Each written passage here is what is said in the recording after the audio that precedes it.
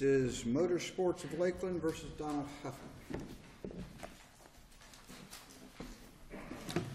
May it please the Court, Lawrence Silverman from Ackerman Centerfit on behalf of the appellant buyer, Motorsports of Lakeland. As the Court has seen from our papers, there's essentially two different kinds of issue here, one of which is procedural, one of which is substantive.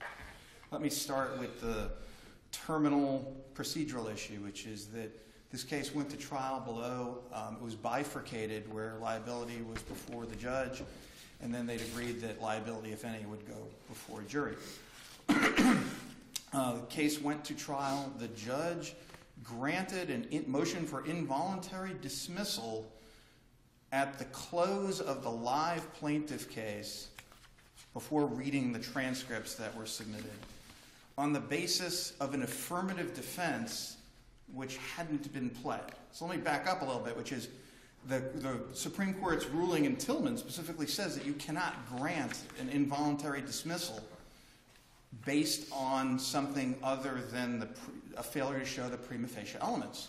In this case, what the court specifically found was the failing was that he was an affirmative defense that there was not a meeting of the minds, and therefore there's an essential term that's meeting. You can't do that on a motion for involuntary dismissal. Well, even if there wasn't an affirmative defense, you still had to prove a valid contract, correct? We had to prove the three elements, of course, of under this circuit's Rollins decision would be the existence of a contract, the existence of a breach, and damages. And items 2 and 3 were deferred. So is there a contract? We've put forth a one-page agreement that says that we'll buy the stock for $3 million plus some other things. That's it. To the extent that you would attempt to assert that there's either a latent ambiguity or a missing element or something like that, that's not part of the plaintiff's prima facie case to address those items. That wasn't what was exactly done. What was done was Mr. Unessi went through the whole history of the relationship. Then you entered into the contract, so everything he testified to became relevant. It became subject to cross-examination. Subject to cross-examination, the court's specific finding was that Mr. Unessi had testified that there was a lack of consummation, but there's a letter from the lawyer that says otherwise. So taking it at face value, have I established, again, you can't weigh credibility, you can't weigh witness testimony. The question is, have I put forth each of the little chits that I'm supposed to put forth under the Rollins decision? And in this case, we put forth the contract.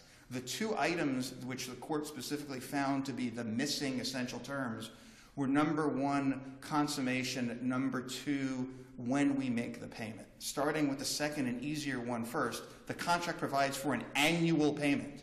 I'm not aware of any case in jurisprudence that found annual to be an ambiguous term because it doesn't say when during the year you're going to pay it. And if it was ambiguous, that would be the kind of ambiguity that courts resolve every day. You wouldn't find whether release payment is on the 1st or the 5th to constitute a failure of essential elements. You'd just say that that's an ambiguity for the court. The second issue, which is consummation. We argued that consummation occurred immediately. The seller essentially argued that consummation occurs after all the payments are made. Even if they were right, we would win. The contract specifically provides what happens during the period when my client doesn't have complete and total ownership. During the period in which my client, taking their argument that they thought that we wouldn't get the stock until all of the payments were made, the contract says, in the meantime, I control the business, I'm responsible for the profits and losses. It's written into the contract. It's also written in that at that point they won't do anything to dilute our interest, issue additional shares. If they're right, we still win. It just means we would still be in the dealership running the business and being responsible for the profit and loss. Either way, we've put forth the contract. The Supreme Court in Blackhawk in 1974 set forth what's essential and what isn't. They said, again, they're quoting all of, Cardozo and Wilston and everyone else, but they put forth a series of unambiguous language. The contract should not be held void for uncertainty unless there is no other way out. In this case, even if we were wrong, that meant that the contract is interpreted differently. There's no world in which this contract cannot be interpreted as an intent to sell 100% of the stock for a specific amount of money. Again, if there are any other missing terms, there's lots of cases talking about how courts find reasonable terms for things like that. What's interesting about this case is you have a non-jury trial, a motion for involuntary dismissal, obviously the basis of which you take the facts in the light most favorable to the opposing party, Yes. which would be Mr. Ionessi in motorsports. But then Mr. Ionessi, who has a law degree, then drafted the contract. So in contract interpretation, you construe it against the drafter. So that's what's interesting in this case. Certainly in the case... What they do on cross-examination is get him to concede that terms in which he inserted into the contract are ambiguous. They're subject to different meanings, which he concedes that. So if he concedes that, now he's the only witness that you put on, and you introduce these documents through him, and he testified that this is a final contract, and if he's cross-examined as the drafter, oh, okay, I'll concede that's ambiguous. That's subject to different meanings. Why isn't that enough for a trial court to say you haven't proved a prima facie case of a valid contract? Well, first of all, the requirement of prima facie case for a valid contract doesn't mean a contract that is free of ambiguity. The question of whether specific terms are ambiguous, you can point to almost any contract. There's some issue which is going to be ambiguous in a specific set of facts. But he conceded that consummation was a material term, one. Yes. And true, that consummation is subject to different meanings. So that's Mr. Ionessi, Yes. your proponent Yes. of the contract. He conceded that consummation is a material term. He believed it was a material term. And he said he felt it this way, and he could understand how someone else could believe something different. That other person is not testifying. And again, in any case, if I go to a car lot and purchase a car, and we reach a deal, I'm going to buy that car, then we get into a dispute as to whether it was a red one or a blue one. That may be very well a material term for the seller. It may be a material term for the buyer. That doesn't invalidate the contract until and unless you come before the court and decide that that specific term is so ambiguous in this specific case that there can be no integration, there can be no way of interpreting the contract around it. And in this specific contract, even if I were wrong as to consummation, the contract provides how you would deal with that. If consummation, I lose. Consummation doesn't happen until $3 million gets paid. Then in the intervening period, I get to run the dealership. I'm responsible. I get the profits. I'm responsible for the losses. The contract specifically provides this. And if that were to be the declaratory relief which the court would provide, and again, that's specifically one of the things that this defendant did not raise. They raised every conceivable contract issue in their answer and affirmative defenses except that one. If you look, it's paragraph 30 of their answer. The only things that they could think of that they didn't raise as additional, essential, unresolved points, they didn't raise the consummation issue and they didn't raise the timing of the money. Those were things that, as of the time of the filing of their answer in affirmative defense, they apparently didn't believe were missing essential elements. That came on later. Well, one thing I don't understand is during Mr. Ionessi's testimony, the subject of the attorney letter was initiated during Ionessi's direct testimony. And he then testified as to what the letter meant. Did not that open the door to the letter? The reason that letter was addressed is because it was addressed in the summary judgment hearing the previous week, in which we moved to exclude it and the court allowed it. That was, in the record, there is the briefing on the summary judgment, which, as the court is aware, wasn't actually ruled on, so we came to trial the following week. But the court had already been handed it and accepted it, and so rather than wait, you have no choice. But even that said, as we noted, it was never admitted into evidence. It was admitted only for purposes of cross-examination and identification. So again, that's why. But he conceded that his counsel indicated that the deal was never consummated. No, he conceded that this counsel wrote a letter, which again, that's one of our other items of appeal because it's under 9408. We'd lost that issue the week before on the summary judgment hearing. And again, all of that is in the record, in which as a defense to our arguments, the seller put forth that here's a letter where you said that you didn't consummate. And we objected on the basis, and again, all of that is in the briefs, on the basis that, hey, that's a settlement communication. That's not admissible for anything. We'd already lost that. So, but what he specifically talks about, and again, if we're wrong, if we lose on consummation, then consummation happens at the end. They're right. That's an ambiguous term. We specifically, in closing argument, in response to the motion for involuntary dismissal, noted if you're going to rule that way, say so. The contract just is specifically able to be interpreted that way. The exact teaching and instruction from Blackhawk is that you should not, you should take great efforts to read the contract in such a way that it's interpretable.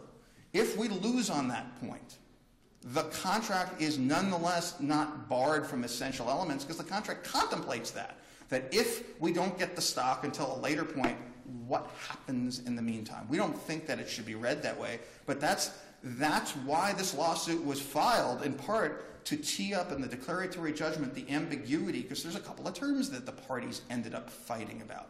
Now, that specific term, consummation, was not a term that they fought about pre-filing the lawsuit. Again, the record is there to show that my client signs the contract, he comes in, he brings in bikes, he spends money, then disputes ensued, we get kicked out, there's letters back and forth. That was never an issue. That's a neat issue, but that was never an issue. And the reason that was never an issue is because that if the seller were to come up and claim, no question, consummation was never intended until the end, then the answer is, well, you still can't kick us out because we still run it and we're still responsible for profit and loss. You cut that deal. That's unambiguous. So coming back to the initial question, which is reading all of these things in the light most favorable to my client, can you grant an involuntary dismissal on what is clearly an affirmative defense, which is not pled? The Lennar case is the most instructive about the fact that this is, in fact, an affirmative defense, failure of essential elements. But in any event, they've pled it as that's their primary affirmative defense. They just didn't raise the issues, the factual issues that I just mentioned. Are you saying that the basis, the defense, when they move for a motion for involuntary dismissal, whether they've pled the defense or not, they cannot argue to the judge that you haven't proven a contract? You have to plead it in order to be able to argue it? They have to prove that I have to make my prima facie case. Okay, but you can do that without pleading an affirmative defense, can't you? Yes, you can. Okay. But isn't that what they did? No, that is not what they did, because again, we've put forth the contract, and we've put forth the interpretation of the contract that most favors us. This is how you read it. And I've conceded that someone else could read it differently. That someone hasn't testified yet, and none of the language, none of the letters talk about the seller actually reading it that way. Well, someone else could be the judge, could they not? Again, but until you have a difference of opinion,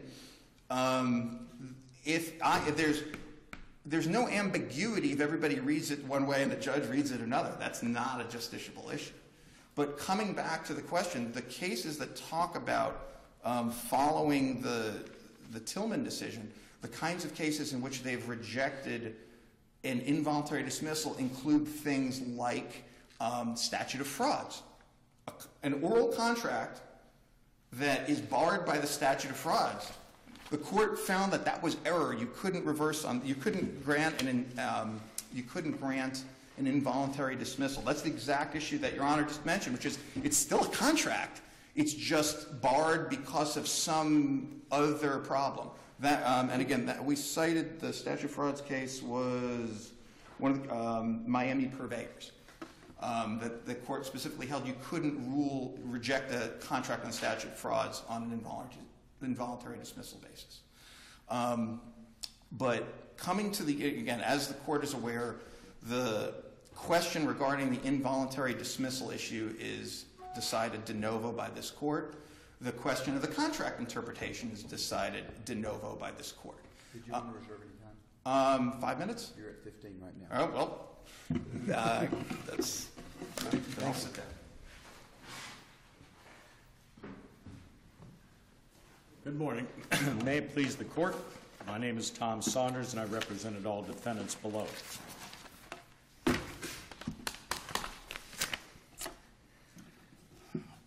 In determining whether or not we have a contract, whether or not someone has met, Your Honors, their prima facie case, the first thing that we must determine is what are the material terms of any particular contract. The law recognizes that what is or is not a material term can vary depending upon the complexities of the underlying transaction. The law also recognizes that you may need to take evidence in order to determine what those material terms are. If the evidence discloses that there is indeed material terms that are missing from the contract, then there is in fact no contract. There has been no meeting of the minds, and there has been a lack of a prima facie case if it is shown that material terms were contemplated and not included. Furthermore, if the evidence shows that material terms are left open for negotiation in the future, the law holds that that is not a contract, it's an agreement to agree, and not a prima facie showing of a contract. Once the court determines what the material terms are, however, and assuming that all material terms are in this case, the written instrument, the court next looks to see if those material terms are plainly, clearly, and unambiguously expressed. Okay, tell us what material terms weren't in this contract. Pursuant to the court found that it was material between these parties as to when the stock would transfer. The court says that. Why is that? Because the voting rights follow the stock. Okay, and so there's an agreement. I will buy 100%. You will sell 100%. Yes, sir. One argument is consummation means at the signing of this agreement, I get 100% today. Correct. Other side says, no, consummation doesn't mean until the 5 years has passed, the $2 million's been paid, plus the $1 million or whatever it is, and we'll transfer stock then. Yes, sir. Contract says, and as of today, buyer takes full responsibility for profit and loss. Yes, sir. Now, why is that when the actual stock is transferred, if assuming it's going to be transferred in 5 years, how is that a missing material term? Because the voting rights that go with... Okay, fine. 5 years. The stock's transferred in 5 years. He continues to vote for it for 5 years. This man runs the business for 5 years. If you read the consummation that way, the contract covers it. With respect, Your Honor, I don't believe the courts are supposed to rewrite the agreement between the parties. Who's rewriting it? The court is making a decision between two divergent views. No, sir. No, Yes. sir. If your client is of the position that consummation means transfer the stock at the end of 5 years, the only reasonable implication is if you don't transfer for 5 years, Mr. Huffman continues to hold it for 5 years. Yes, if sir. he holds it for 5 years, where is there anything missing? You have to, I suggest, Your Honor, take a look at all of the evidence and all of the agreement Okay, because... Let me go back another step further, though. Yes, sir. If two parties, one agrees to buy, one agrees to sell, they say how much it is, promise to buy, promise to sell for this amount of money, and both parties sign it. Yes, Now, if I really am concerned about this problem or this problem and this problem, but I signed the contract anyway, agreeing to sell without even raising those issues, why am I not bound by the contract? I may have a lot of other issues, but I didn't raise them. I signed the contract. You would be, sir, if there was, in fact, a contract. But Okay. if there is no contract because someone has determined that when the stock transfers is a material term to these parties, and it is ambiguous as phrased, and there are missing terms, and other terms are open for negotiation, you don't have a contract. Okay. Transfer the stock, you and I disagree. What else is a material term? Let's see if they find one we can agree on. Yes, sir. The court also found that the parties' negotiations about the manner in which Bank of America and the debt referenced by Bank that is an essential term maybe in Mr. Huffman's mind, but he signed a contract choosing not to put it in there. Why does the court go back and say, oh, Mr. Seller, you now have some other issues you want to talk about. We are going to excuse the fact that you signed a contract saying that you would sell this business for $2.5 million, period. And assuming the buyer has signed a contract saying, I'm agreeing to take over all losses today, which means $3 million worth of indebtedness because this was a corporate debt. I'll assume from the $3 million to Bank of America. Why is that now a material element? I mean, the judge may have found it that, but how is that by contract law become a material element, especially when Mr. Hoffman knew that was out there? It may have been a concern in his mind, but he proceeds to sign this contract. Do you excuse people for signing contracts because they didn't bring in things that they think later are important? Oh, by no means, Your Honor. That's what you're asking here is. No, Your Honor, I'm not. Did he sign it? He did, yes, sir. But you're assuming it was a contract. He promised to sell that business. He promised to sell it for $2 million plus the contract for Mr. Monstioka. Yes, sir. That's what he signed and agreed to do. Yes, sir. If I may. Okay. Your Why questions is it not a contract? Your questions all use a term, a noun, contract. We have to first have a contract in order for me to be bound by one. And I'm not trying to wordsmith with Judge, but all... A promise with consideration is a contract. It is if it contains all... all... A promise to sell, even the promise can be the consideration. Absolutely, Judge. I don't argue that Hornbook law. The fact we want to talk about when stock's delivered, the fact we want to talk about what goes on with the Bank of America, the fact we want to talk about all these other things, if you choose to sign and agree on these terms, how do these other elements become material terms? Let me lay the table here. I have a question because it's not clear. I understand that Mr. Monstioka then invites Mr. Ionesi to lunch, correct? Yes, sir. Ostensibly because they're tired of the lawyers. Yes, sir. Tired of the attorneys. So they go and they discuss the terms, correct? Yes, sir. Then following that lunch, Mr. Ionesi then sends an email on June 26th or June 7th, something like that. And the email memorializes their discussions. Is that true? Yes, sir. And it contains and attaches a copy of this purchase agreement, right? Yes, sir, it does. Now, Monstioka and Huffman get together. They sign it, correct? They do. Without the benefit of counsel. Correct. Choice they made. But it's about a week later. Also correct. A choice they made. Oh, yes, sir. So the point is if you talked about it at lunch, you send an email memorializing what you talked about, then you get a copy, a capsule of what you talked about, and then you sign it. Why isn't this a contract? Why isn't this... The record... First of all, let me just say this, because yes, we're at the juncture of a motion for involuntary dismissal. We're not even here to final judgment. Correct.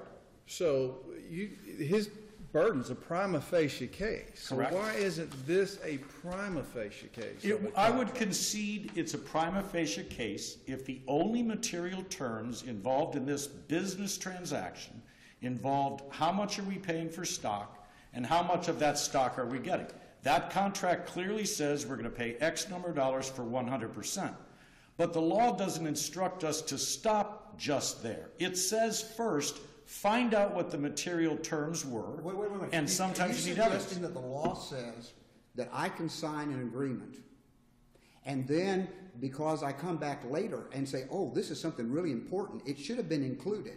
No, I didn't include it. No, sir. Therefore, it's a material. Well, that's what you just said. Well, then I was not as artful in my statement. I don't believe, Judge, that any case says I can enter into a bona fide contract where all legal niceties are complied with, and then later negotiate for additional stuff, and if I don't get it, declare the first one invalid. I don't argue that. Was the Bank of America issue existent prior to the lunch? Yes, sir. As found in the order, Okay. it was well known. That's what brought the men together. Okay. So when they talked at lunch, they either did or did not discuss the Bank of America issue. Absolutely. When Mr. Yanesi reduced this conversation to writing, he didn't include it.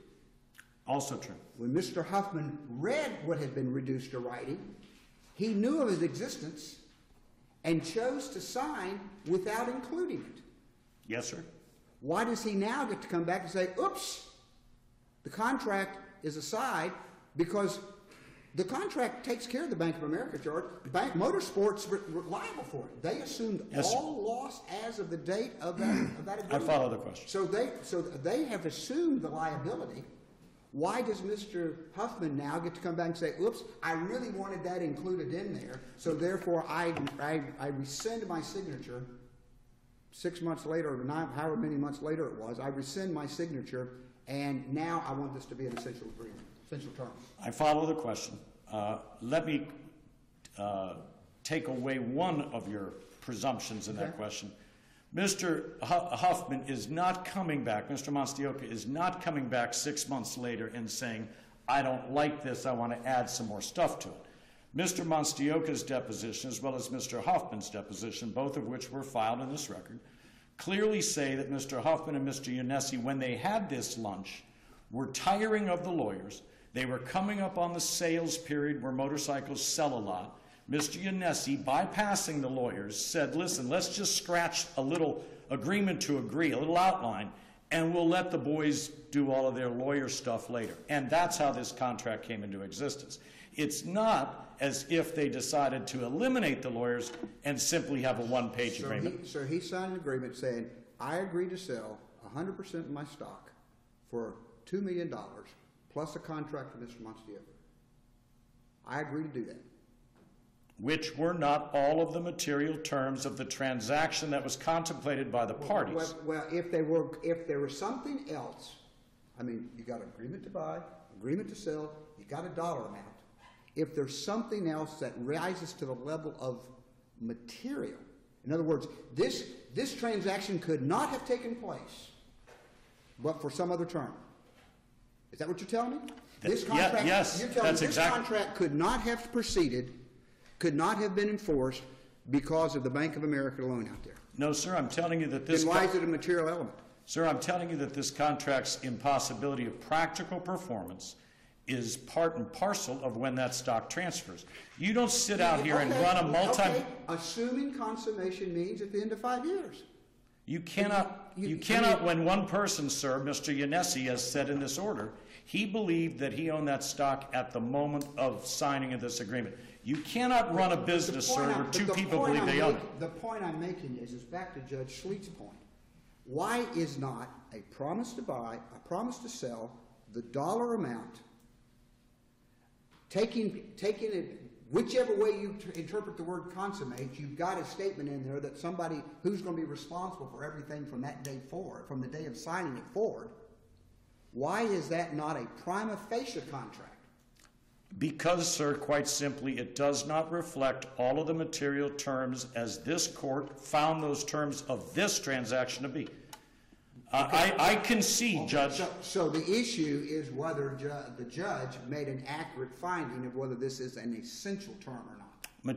Essential or material? Yes. Okay. Yes. Okay. I would also say that there's an independent ground on that ambiguity. I don't think the law allows us to take an essential term that's ambiguous, an ambiguous term relative to an essential term, and decide how we're going to apply that term. If it's a material term and it's ambiguous, there is no contract, pure and simple, to my understanding of the law. So what he does here is he does three bases to grant the involuntary dismissal. One, and it is for you to decide if he's right, he finds that this transaction involved a plethora of other material terms which were not in here. Used the law to say if material terms aren't in there, then there is no contract. Two, he said that even if this embodied some of the essential terms of what they were doing, there were further negotiations needed, and that takes it away from a contract. But even if you eliminate those two, He takes the contract where we're going to buy stock for a price and finds that the time of transfer was material to these parties, and the term for that transfer in the written document was ambiguous. All three of those eliminate the ability to have a contract, eliminate a prima facie case, and support an involuntary dismissal. I don't believe it's our job to decide when these gentlemen in their sophisticated business are going to transfer stock. They can't operate a business like that. If one man thinks he owns the stock and the other one thinks he can conduct board of director meetings, how do you run that business? Was the suit for breach of contract for the failure to deliver stock? Among other things, essentially the distributorship which flowed from the stock. Was it specifically say he breached the contract by failing to deliver the stock? Yes, sir, it did. Okay. It had a laundry list of other breaches, is the point I'm making. But yes, sir, that was one. There being no other questions. You still got some time. We've worked you over pretty good. You still got some time. I'm not trying to run away from contract principles. I didn't want you to think we took all your time. No, sir, and you're obviously you're justified in asking whatever questions you wish. I think that, to Judge Sleet's point, they have to prove a prima facie case. And for the 3 points, ambiguity, further negotiations, and lack of full material terms, the law says there is no contract, there is no prima facie case. Therefore, there's nothing for me to affirmatively defend. But on that point, my paragraph 30 in my affirmative defenses lists A through H of the items that are not done. H talks very much about when this stock is going to be appended to the escrow agreement and when it transfers. So I would take issue that my affirmative defenses don't talk about this. They do in paragraph 30H. It's my point, however, that the judge is justified in granting dismissal involuntarily if there is no prima facie case. I concede, Judge Davis, that if this case dealt solely with I want to sell this stock for this amount of money, they have met a prima facie case. Ambiguity aside for a moment, they've met a prima facie case. Here's this stock, this cash. But the court is designed to find out what are the material terms here, and this court made a finding consistent with our position. Very good. Thank you. Thank you.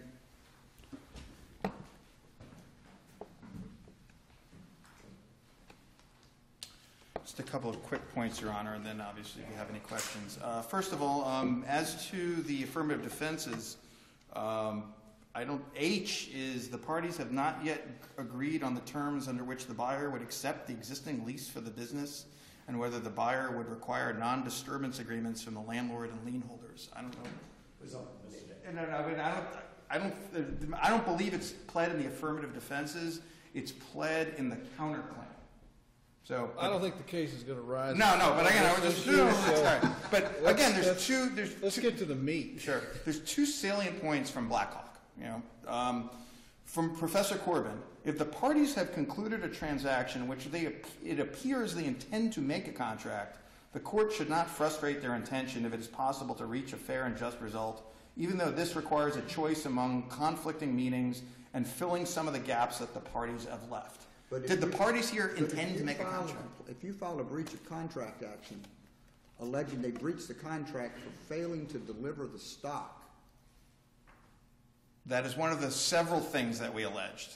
Then why is that not an ambiguity? Because obviously they were saying, and your client and his attorney both acknowledged that that word consummate could possibly be read at the end of payment as opposed to date of signature. If it could be read that way, and obviously your client read it one way, but you acknowledge it could be read the other way, why isn't that an ambiguity? Well, first of all, again, I think it may be an ambiguity. But again, in terms of an essential, there's two questions. Prima facie, do we allege a contract?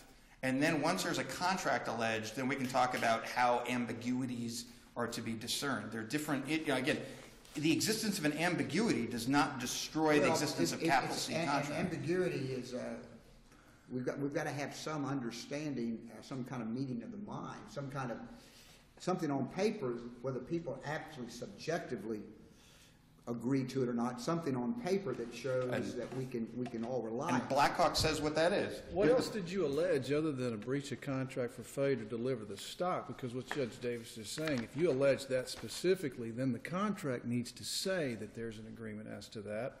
Otherwise, there's an ambiguity. So there may be an ambiguity as to the delivery of the stock. So is there another cause of action that you alleged here that an ambiguity doesn't apply to? Yes. First of all, which is there's 2 counts, one for breach of contract, one for declaratory judgment. The breach of contract count says that they breached by failing to seek consent of Harley-Davidson and otherwise refusing to facilitate the transfer of the shares. Well, why is that important? That contract that they signed that day, what does it say about Harley-Davidson? It doesn't. So they can't breach? If this is the contract, they can't be filed, they can't be charged with breaching something that wasn't required in the written agreement. That requirement occurred by virtue of a binding contract to sell shares in a motor vehicle dealership. You have an obligation statutorily to then facilitate the approval through the statutory process. By anticipatory repudiating the contract, they refused to do that. If they didn't repudiate, they would have had to have done that. The point was they repudiated, they kicked us out. My client has the right to operate and the right to deal with profits and losses.